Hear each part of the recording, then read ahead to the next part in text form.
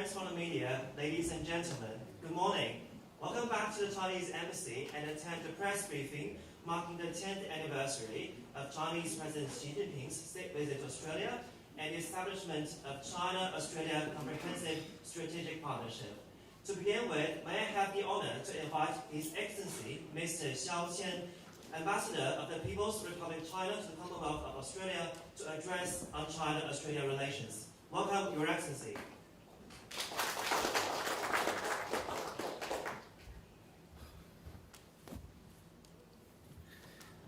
Well, it's always good to be with friends and colleagues from the media. I remember I did the last briefing earlier this year. Appreciate your time to come for the event before the upcoming Christmas season. I apologize for my bad voice because I'm allergic to the bullets.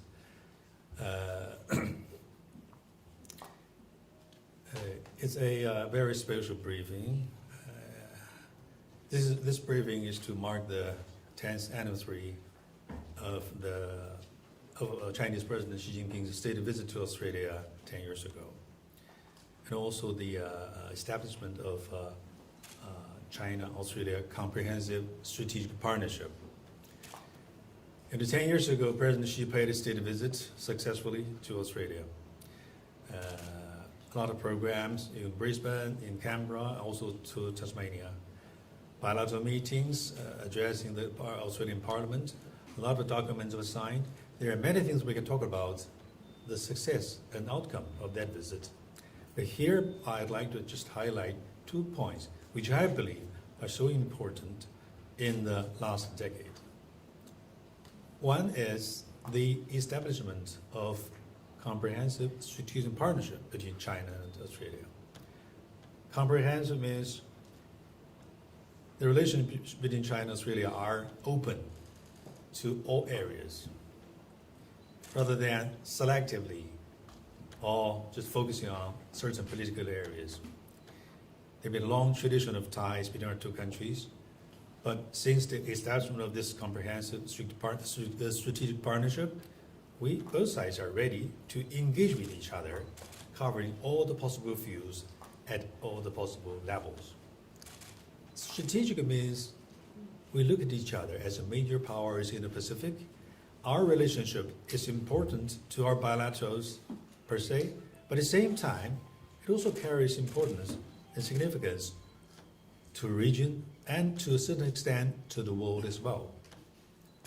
By the way, strategic doesn't mean geopolitics or military strategy. And it means we look at our relationship from a longer perspective and from an overall perspective. Partnership means we cooperate with each other. We are friends, we're not foes. We are partners, we're not rivals. There are so many areas where China and Australia fight. We have common consensus, we have common interest. We have been cooperating in the past several decades, and we should continue to cooperate. This is what partnership is supposed to be. So the establishment of a comprehensive strategic partnership really defines the nature of the relationship between China and Australia. It also sets up the tone for the direction of our bilateral ties. Second outcome I'd like to highlight is the announcement 10 years ago during the visit of the conclusion of substantive negotiation on free trade agreement between China and Australia. And that agreement was signed in the following year, in 2015. When we look back at the past 10 years, or 9 or 10 years old, we can easily see the great achievement we have made in our bilateral trade relations. Over the past 10 years, the trade in goods between China and Australia doubled, with an annual increase of 10.9%. The overall trade relations between our two countries are increasing year by year. The latest figure I have for the year of 2023 is that we have broken a new historical record in our bilateral trade relations, with our overall trade volume standing at 327 billion Australian dollars. For more than 10 years, we're remaining the most important partners in trade relations. China has been Australia's number one trading partner, number one export market, number fifth source of foreign direct investment. The good trade relations in between our two countries have been contributed immensely to the economic prosperity and people's social well-being of our two countries. I have a figure from the ACBC, Australia-China Business Council, that the trade between our two countries have been immensely helping to reduce the cost of living in Australia. It contributed for about like 4.2% of that. And it has been immensely contributing to the increase of the disposable income of household in Australia, contributing about 4.6%. This is not a small number. I'm so happy that this good trade relations is really touching the heart of our peoples in our two countries. So looking back of the past 10 years, it is very much important for us to bear in mind that the definition of comprehensive strategic partnership is much beyond a concept. It's much beyond a definition. It's about the nature of our bilateral ties. It's about the direction of our bilateral ties. It's about the keystone whereupon we build up our relations now and in the future. These two outcomes are not only important in the happy days between our relations, but also in the time when our relations experience difficulties.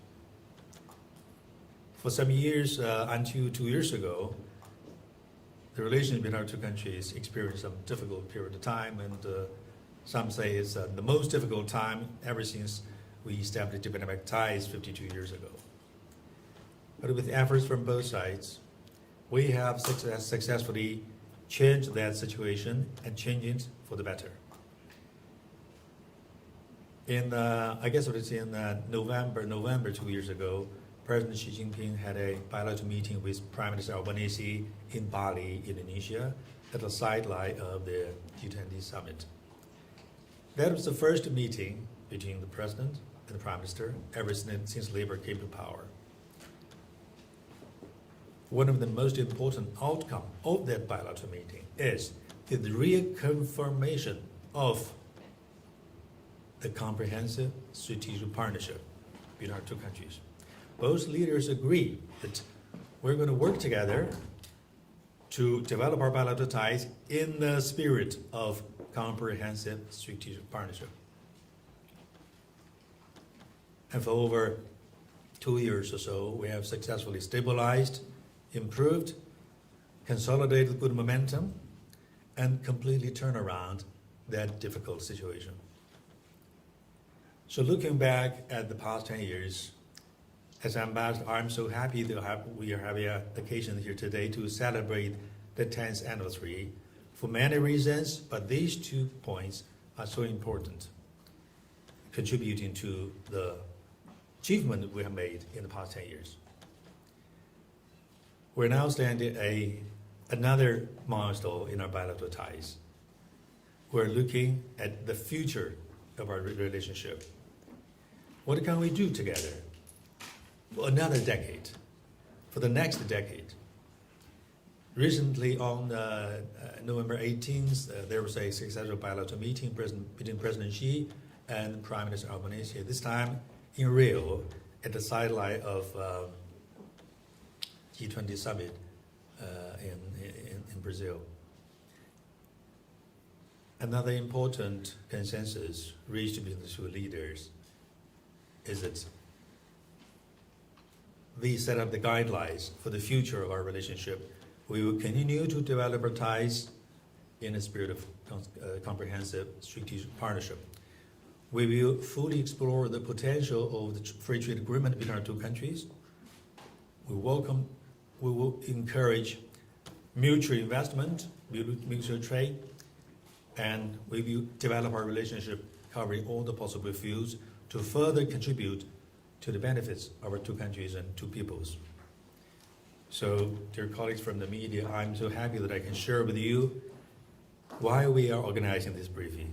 It is to mark the 10th anniversary because it's contributed immensely to our bilateral ties in the past decade, and I'm sure, so as both sides work together between China and Australia, we're going to make another fruitful, constructive relationship between China and Australia in the coming decade.